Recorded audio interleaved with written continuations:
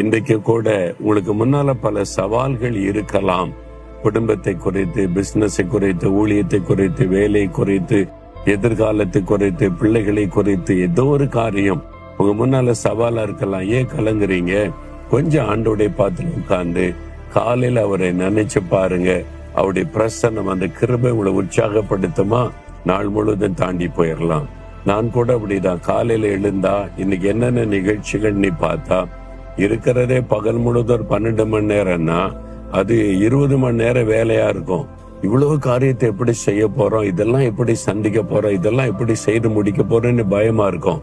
அந்த தேவ சமூகத்துல அப்படியே ஒரு மணி நேரம் காத்திருந்து ஜெபிச்சுட்டு வந்துட்டா ஒரு உள்ளத்துல சந்தோஷம் வரும் பாருங்க. அந்த நாளை முடிச்சு திரும்பி பார்த்தா எல்லாம் முடிச்சிருக்கும். ஆச்சரியமா இருக்கும், எப்படி இதை நான் செஞ்சு முடிச்சேன். அதுதான் தேவனுடைய பிரசன்னமும் அவருடைய கிருபையும்.